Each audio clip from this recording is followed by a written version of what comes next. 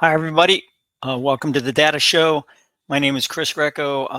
After a long hiatus, very long hiatus, and I apologize for that. A lot of things happening, grandkids and different aspects of what's going on in the world. I finally have gotten the ability to sit down and do this.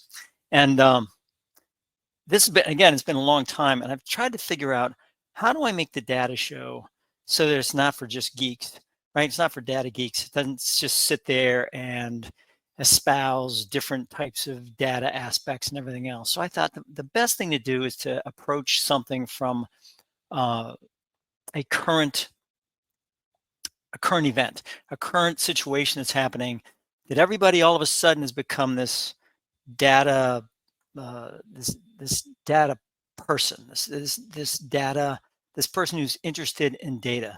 And I think it's pretty important to understand what data is and what it does and all those types of things. But I think the bottom line is that right now the Bureau of Labor Statistics is like in the #1 slot, because the modern media, the mass media, has thrown that into a place of absolute visibility. And it's funny because Bureau of Labor Statistics is in that name, uh, and they're getting a lot of hits on the situation. And I'm going to tell you right now that what we're going to do is we're going to take an objective view of this. We're going to take a look at the Bureau of Labor Statistics. We're going to take a look at their data. We're going to take a look at different aspects. And at the end, you make a decision. You decide whether or not you're going to trust this data. I'm not going to sit there as a person who is a statistics supposed expert and data analytics. I've taught data analytics. I've taught statistics. I've taught these different areas. I have a graduate certificate in it from Penn State. I do different things that have to do with data. I just love data. I love dealing with it. I love doing it. But in addition to that, I also have a very skeptical look at data, especially when it comes to medical studies having to do with sampling. That sampling is really, really difficult. And we'll go into that a little bit today as we go into the data aspects. So today, what we're going to do is we're going to call our data show title Decision-Driven Data Making. It's supposed to be decision-making, data-driven decision-making, right? Data-driven decision-making. But in many, many ways, it's decision-driven data making, because what happens is that the data is made to support the decision.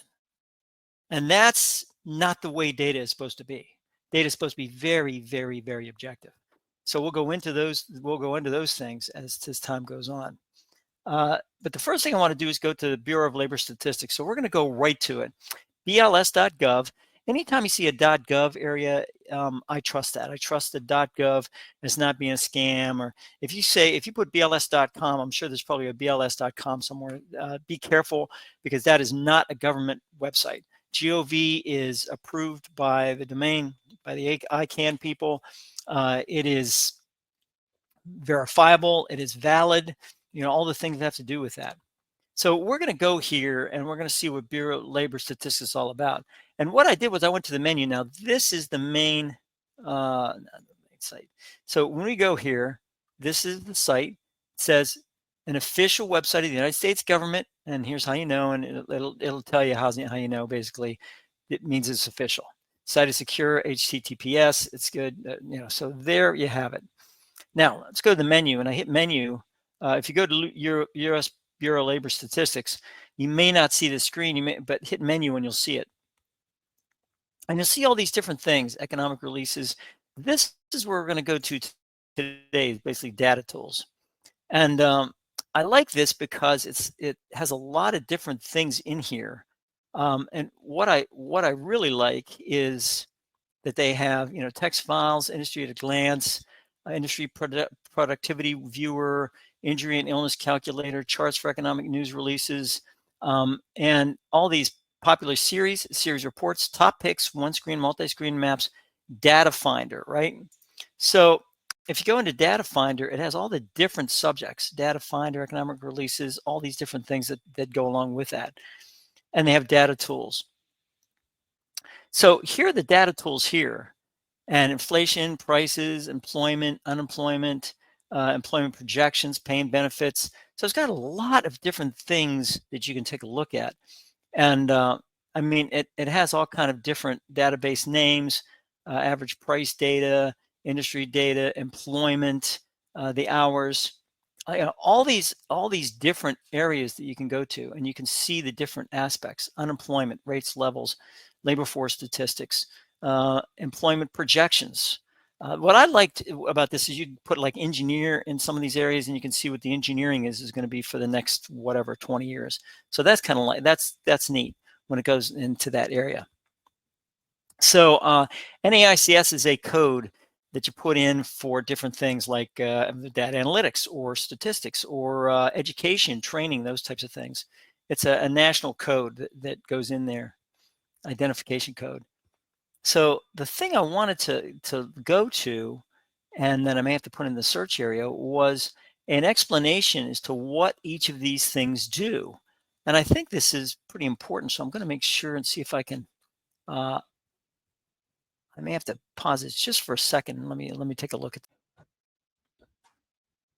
Okay, so what we're going to do is I put in the search. I looked through the page here for the Bureau of Labor Statistics, and I'm trying to find this thing. So finally, I just thought, something. I'm just going to put in what I think, and that is data definitions. Now, let's make sure we put that down here. Data definitions. I think this is the number one area where we talk about, and we sit back and we say, we need to figure out exactly what we're talking about. We talk about data definitions.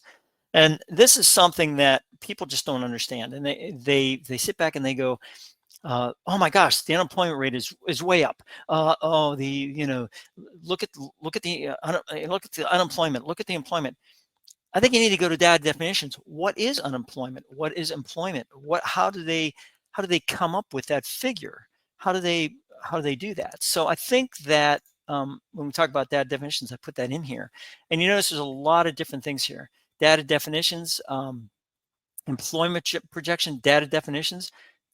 So concept and definitions, Euros, CPS for the current population survey. So let's start there. Let's say concept and definitions, U.S. Bureau of Labor Statistics. So let's go to that.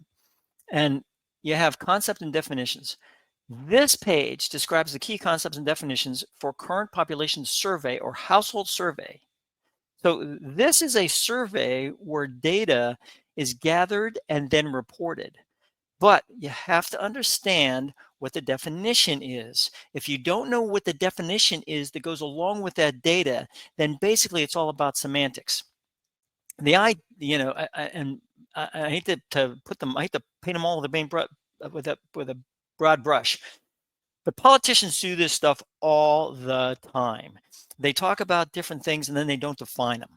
Like they say cut in Medicare. Oh, there's going to be a cut in Medicare. There's going to be a cut in Social Security. There's going to be a cut in this. It's like, is there going to be a cut? What's the definition of a cut? If the definition of a cut is not increasing at the same percentage as in prior years, then that is the definition of a cut and should be used with what all definition of when you talk about a cut. That's what it should be. But that's not exactly what happens. All right. So it's that type of thing that the problem exists. So let's talk about this. Labor force, employment, related concepts, civilian non-institutional population. What is that? So it says, civilian non-institutional population, age 16 and older is the PACE population group or universe used for the current population statistics published by BLS. Okay, so let's take a look at this for a second. 16 and older. 16 and older, not 18 and older, not 20 and older, 16. Why 16? Because there's something about 16 that's magical. There's something about 16 where you can work without having to have like a work permit, or maybe you have to have a work permit, or maybe there's something there that the age of 16, anything below 16 is considered to be child labor, which is against the law. So you can't hire somebody below the age of 16 because at that point, then there would be an issue. So what does it exclude? Excludes active duty members of the U.S. Armed Forces. Okay.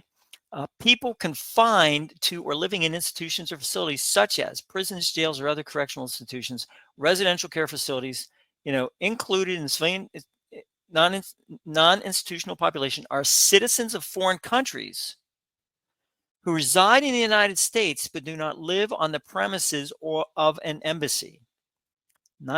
Citizens of foreign countries who reside in the United States but do not live on the premises of an embassy. So let's take a look at that. Citizens of foreign countries, they do not live on the embassies. So that is included with that. So that's a definition of that. Civilian labor force or labor force. The labor force includes all people 16 and older who are classified as either employed or unemployed as defined below. Well, let's find out what employed means. Employed. If during the survey reference week, now they do this every week, right? I mean, this is not something that's done monthly, yearly, whatever else. And the numbers that have to do with this, from what I saw, and I'll try to share that with you if I can find it, is the population is tens of thousands of people. So it's not like 1,000 people, like in these surveys that they go out there and they do polling, they do 1,000 people, 1,000 registered voters. I'm sorry, folks, that's just not enough. That's not enough to gauge a real polling effort. I don't care if it's for or against you. It's hard to do that. You might as well just go ahead and take the ones that they have from the the news, the local news, where they go out and they survey people because people sign on to their news site. I mean, that's you're talking about a very, very low sampling. Bureau of Labor Statistics has they have good sampling numbers. And when you talk tens of thousands of people, that's good sampling. Okay, so unemployed. Now look at this. If they meet any of the following criteria, it means ORs, right? They worked at least 1 hour as a paid employee, right? Or they worked at least 1 hour in their own business, professional trade, or farm, or were temporarily absent from their job, business, whether or not they were paid for the time off, were temporarily absent from their job, business or farm. Okay, now this is classified as employed. Temporarily absent from their job, business or farm, whether or not they were paid for that time off, or worked without pay for a minimum of 15 hours in a business or farm owned by, I mean, you can go down here all the way down, right? And these are even defined. So not considered employed, volunteer work, unpaid internships, unpaid training programs, it goes on, in National Guard, jury duty, work around one's home, such as cleaning, painting, repairing, or whatever else. So, I mean, let me tell you something from a data analytic perspective. These are very, very, very, very, very good definitions. These are very specific, detailed data definitions.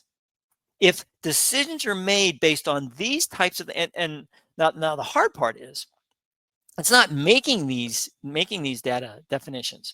It's applying them to make sure that every single person applies to this area.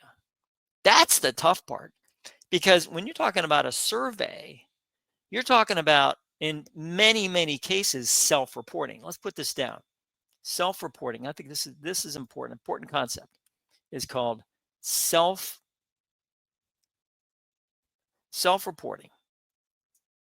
What this means is the people that are doing surveys report themselves. So they state that they haven't worked in, or they've worked at least an hour.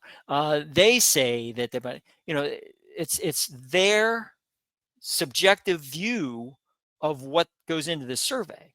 They'll read the definition and then they'll apply it to themselves. That's a tough one. And that's where surveys really have, I look at every single survey as with a grain of salt, because you never can tell. How the questions are asked, how they're phrased. There's a lot of work that goes into a survey, folks. But this is something that is very, very important from that standpoint.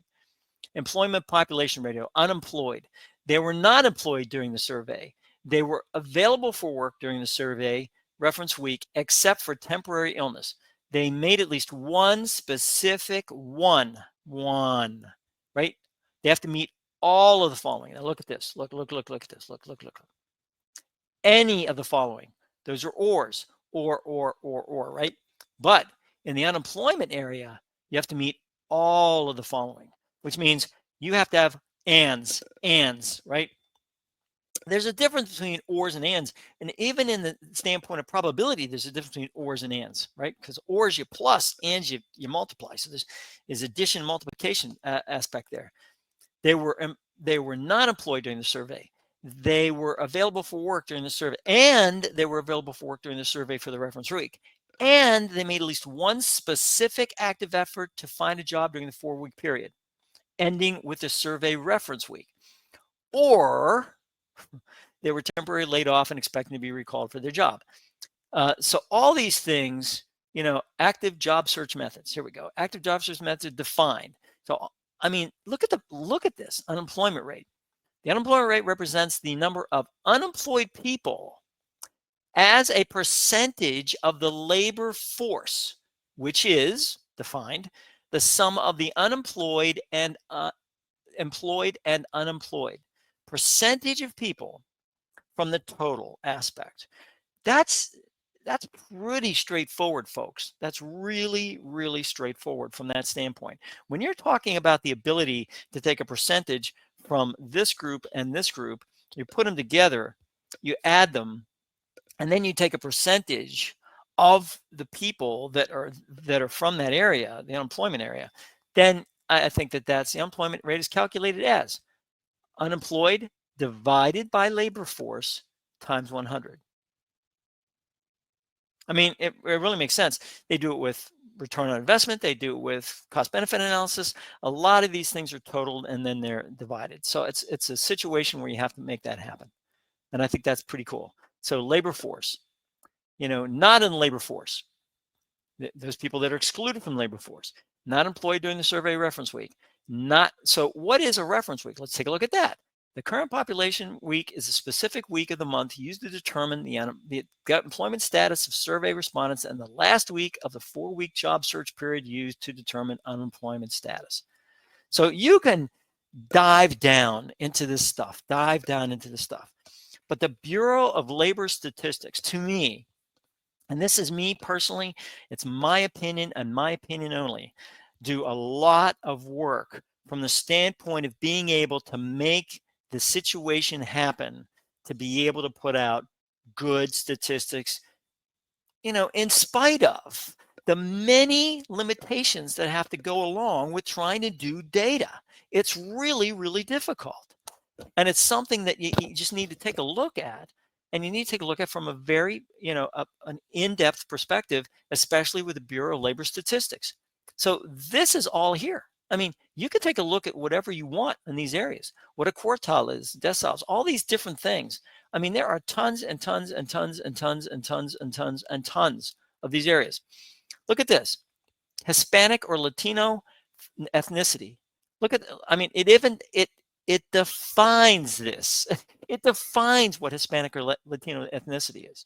I mean, Mexican, Puerto Rican, Cuban, Salvadorian, other Central American, South American, Dominican, some other Spanish, Hispanic, or Latino group. So, I mean, revisions of 2003. These changes pertaining to Hispanic or Latino ethnicity in 2003. So they actually made the change to try to keep up with the current situation, the current population of the United States. So, I mean, people can bust on the Bureau of Labor Statistics all they want. They can sit there and they say, oh, there's an issue here, there's whatever. But the explanation, they are more than happy to explain exactly where their data comes from, exactly what happens with the data, exactly what the situation is with the data. And yes, I know I didn't show you any charts, any graphs, or anything like that today. But I wanted to make sure that you understand that this is, I mean, they even define age. They define age. In the current population, age refers to the age at last birthday, not age at nearest birthday. Unless otherwise specified, CPS estimates include people age 16 or older. There's no upper age limit. So, I mean, it defines everything. Educational attainment. I mean, it has all these things. I mean, yes, I understand where, data can be revised down, data can do this, data can do that. But, to me, it's, as a statistician, as a data analyst, and I've done it in many different realms. I've done, the first time I ever did anything was correlate revenue to cost of advertising. And that was back in 1974. And I did that on paper with pencil with a bunch of computer runs in front of me. So, I mean, I did that. I didn't even know what I was doing from that standpoint. I figured it out, X and Y coordinates and all the other things go along with that. I wanted to prove it showed that the more we spent on advertising, the more we sold. Well, that was probably something that was going to happen anyways. But I mean, so this is fantastic, and you can get this from the Bureau of Labor Statistics and data definitions. Discouraged workers. Discouraged workers are a subset, marginally attached labor force, and also part of a broader group of people not in the labor force. See the diagram above. They're not classified as unemployed because they have not actively searched for work in the last 4 weeks. Yeah, I know politicians do that. Well, the unemployment thing, it doesn't include discouraged workers, or it does include discouraged workers. Well, it doesn't, because it just says it. It says, are not classified as unemployed. They're not classified as unemployed, folks. So, I mean, when asked, what is the main reason you were not looking for work in the past 4 weeks? These individuals indicate some type of discouragement about their job prospects. There are no jobs available. They've not been able to find work in the past. They lack the education. Employers think that they're too young, too old. That they're subject. I just watched Younger on Netflix. Not that I'm endorsing that. But anyways, it's you don't lie, okay? You don't lie about your age to an employer ever. It's just a side note. Don't do that. Don't do that. So this is, I mean, it even has, oh my gosh, it even had people not labor force. People do not want a job. People want a job now. Look at it. I mean, you can go all the way across here, folks. You can figure out exactly marginally attached to labor force. I mean, they have a flow chart. They have a flow chart to talk about this. Not in the labor force. I mean, look at this. Not in the labor force. It has a freaking flow chart. So take a look at this, will you please? Put the search in there, put that definition in the search, and take a look at this. I mean, look at this. It's amazing. All these are concepts and definitions that are used by the current population survey. So please take a look at this. I'm going to go ahead and cut this short. So what did we talk about today? What's the most important thing? First of all, decision-driven data making is done whenever you do not have good data definitions. Data definitions take into consideration each of those columns that are on the data, and each of them are defined. If you can't define a column in your data, don't report the data. If you can't define the data, how can you possibly report it? You're doing an injustice to the data analysts that are out there doing a good job. You're doing an injustice to the individuals that read the report or the study. So make sure that you define the data. And I see a lot of medical studies that do not define data. They throw it out there. They throw out different definitions, but it's not really defined. So that is a definite issue. But this Bureau of Labor Statistics, great stuff. I mean, it is, if the data has got a problem with the reporting, it certainly does not come into a situation where you are, you don't have the ability. Let me put it this way.